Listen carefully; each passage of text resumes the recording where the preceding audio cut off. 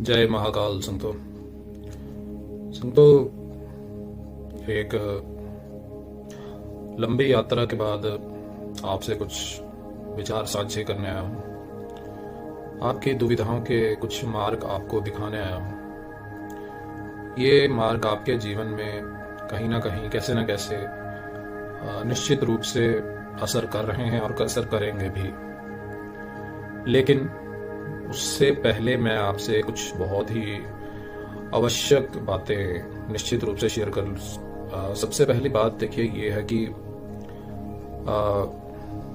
हमारे प्राचीन ग्रंथों के रहस्य ऋषि मुनियों ने जाने थे, उन्होंने उनको माना था और उनको फॉलो करके उन्होंने उस ईश्वर से खुद का एक कनेक्शन जोड़ा, जिससे उन्होंने पूरे संसार को बहुत कुछ दिया, ज्ञान बांटा, बहुत सी चीजें कही उन्होंने, जो कहीं ना कहीं निश्चित रूप से हमारे जीवन के साथ प्रभाव जो है वो रखती हैं। और मैं कहूँगा कि अगर आज भी ऐसे ऋषि मुनि वो वाले होते जो निश्चित रूप से आज के समय में कहीं विलुप्त हैं, तो देखिए वो भी होते तो वो सर्वप्रथम आपसे निश्चित रूप से यही कहते कि आप सबसे पहले तो ईश्वर पे विश्वास बांधो, ईश्वर का नाम लो, किसी भी तरह लो, किसी भी समय लो। ऐसी कोई बंधन, कोई सीमा नहीं होती। तपस्वी जो है दिन रात तपस्या करते हैं, वो कोई समय देखकर, जगह देखकर तपस्या नहीं करते। जब उनकी आत्मा ने अपनी भूख जगाई उस नाम की, उस ईश्वर के नाम की, तो अपने आप वो कहीं ना कहीं पत्थरों पे, पर्वतों पे, झरनों पे या कहीं भी जंगलों में अपने डेरे लगा के उस ईश्वर के नाम में विलीन हो जाते हैं।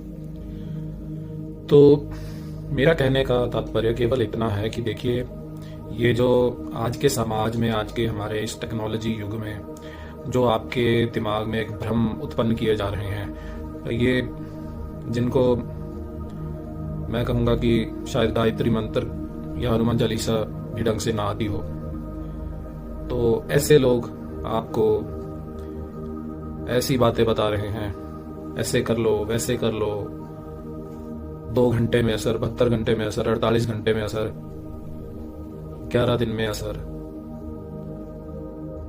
मेरी आप सबसे यही एक निवेदन भी है और एक स्पष्ट, एक निश्चित बात कहूंगा कि इन भ्रमों में ना पड़े।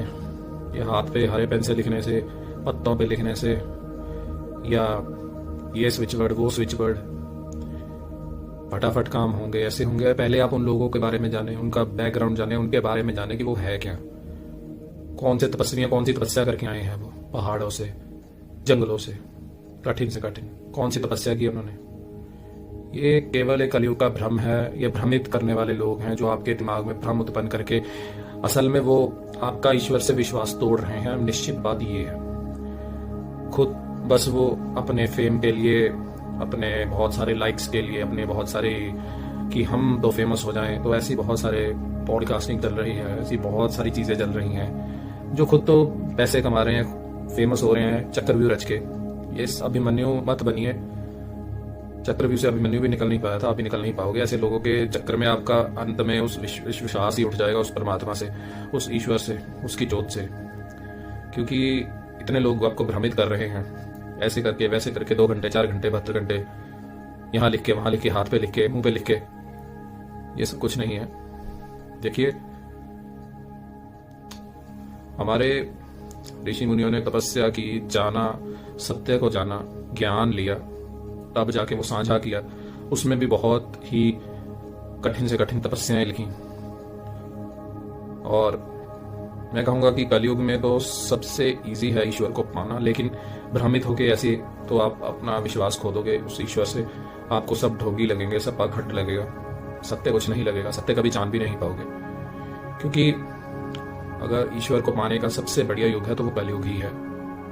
बस हमारा मन इतना चंचल है कलयुग में, इतना ध्यान भटकता है हमारा बात बात पे, जरा जरा से, एक एक सेकंड पे, कि हम उसका ध्यान कर नहीं पाते। अगर हम उसका सच्चे दिल से, सच्चे मन से 5 मिनट भी ध्यान करेंगे तो हमारी निश्चित रूप से जो इच्छा है, जो मनोकामना है, सब पूर्ण होगा। और ये निश्चित है आपको उस ईश्वर के दर्शन भी होंगे। आपकी आत्मा उस निरंकार, उस परमात्मा को फील कर पाएगी। लेकिन वो समय हमारे पास नहीं है, क्योंकि हम देना नहीं चाहते। हम इन पाखंडों में इतने उलझ गए हैं कि अंत में आके जब ये पाखंडों से बाहर निकलेंगे तो हमें कहेंगे कि भगवान को ही हम बुरा भला कहेंगे, कुछ नहीं है, भगवान नहीं है, ये नहीं है, वो नहीं है, हमें नहीं मंदिर जाना, हमें नहीं ये करना, हमें नहीं वो करना, हमें नहीं जोत जगानी। तो ये आपको भ्रम में डाल के आपका विश्वास तोड़ रहे हैं ईश्वर से। मैं निश्चित रूप से सत्य वचन कहूंगा, और सत्य वचन यही है। इसलिए भ्रमों में ना बढ़े। जो पाना है स्वयं से पाएं, स्वयं की तपस्या से, जो अच्छा लगे, जो ईश्वर आपको एक मन में एक शांति दे, जिस ईश्वर के नाम से आपको एक सुकून मिले, आप उस ईश्वर का नाम जपना शुरू कर दो। जब भी, जैसे भी फोन कर रहे हो, तब भी मुंह में तो जप सकते हो। जब मुंह में जपोगे तो अपने आप आत्मा जपेगी। यही सबसे बढ़िया मार्ग है। इससे बढ़िया मार्ग और कोई है ही नहीं। और बात रही अब जो मैं आपसे साझी करने आया था, वो यह है कि हम जन्म लेते हैं तो खाली नहीं आते हैं। हमारे साथ बहुत कुछ आता है। पुराने कर्म, हमारे बुजुर्गों की दुआएं, बद्दुआएं और कुदरत के कर्म। तो हमें 3 चीजें सुधारनी है, तभी हमारा जीवन सुधरेगा। अगर हमारे जीवन में कोई रोग चल रहा है, कोई परेशानी चल रही है, और आज के समय में सबसे ज्यादा ऋण चल रहे हैं, तो इन ऋणों को उतारने का सबसे इजी मार्ग, जो आपको निश्चित रूप से मुक्त करेगा इन परेशानियों से, वो ये है कि सबसे पहले तो आपको कुदरत का ऋण जो है वो चुकाना है। और कुदरत का ऋण चुकाने के लिए हमें पक्षियों को दाना डालो, जानवरों को, गाय हो, कुत्ता हो, उनको खाना खिलाओ, रोटी खिलाओ। और इसके अलावा चींटियों को आप शक्कर डाल सकते हैं, चीनी डाल सकते हैं, जो घर में, सबके घर में होती है। तो इससे कुदरत का एक जो सर्कल है आपकी लाइफ में, वो सुधरेगा। कुदरत का जो ऋण है, क्योंकि हमारा शरीर पंच तत्व का है, हम कुदरत से ही बने हुए हैं, पंच तत्व के इंसान हैं, और इस पंच तत्व में ही विलीन होना है हमें। तो इस पंच तत्व का जो है हमें ऋण सबसे पहले चुकाना होगा, तभी हम बाकी ऋणों से मुक्त होंगे जीवन के जो है।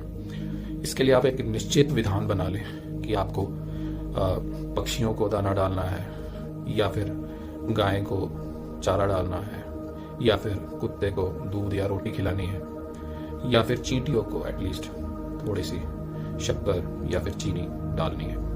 ये निश्चित विधान बना लें। इससे अपने आप आपका सर्कल जो है कुदरत का, वो ठीक होगा। कुदरत का जो ऋण है वो आपका चुकता होना शुरू हो जाएगा, और कुदरत आपको फिर फलीभूत करेगी। और इसके अलावा देखिए, दूसरा हमारा जो एक ऋण होता है वो है पितृ ऋण, जो हमारे पितरों का है। और उसके लिए तो आपको देखिए, सर्वप्रथम सबसे बढ़िया जो हमारे पितरों के दिन होते हैं, तब ही हम चुका सकते हैं। उनको माने, उन पे विश्वास करें, और उन दिनों में आप खाना खिलाएं गरीबों को, उनके नाम का, अपने पितरों के नाम का। तो उनका आशीर्वाद भी आप निश्चित रूप से लेंगे, और उनका भी जो कोई भी किसी भी तरह का कोई ऋण होगा वो उतरेगा। और उसके अलावा आप उस परमात्मा से भी आप हमेशा रिक्वेस्ट करें, प्रार्थना करें कि आपसे कोई भी जो गलती हुई है जीवन में वो खत्म हो, उसके लिए आप क्षमा प्रार्थी हैं। तो ये विधान और ईश्वर का नाम ही आपको जो है जीवन में कहीं ना कहीं इन झंझटों से, जीवन के जो चल रहे हैं, उनमें थोड़ा सा सुकून अवश्य देगा। आप बस इसे फॉलो करें, और आपको ये पाखंडों में जाने की, पढ़ने की जरूरत नहीं है। ये चीजें मत सुने, इनका कोई लॉजिक नहीं है। वो खुद आपको जो बता रहे हैं, वो खुद भी बस किसी तरह से फेमस होकर पैसा बटोरना चाह रहे हैं, और कुछ नहीं। जय महाकाल।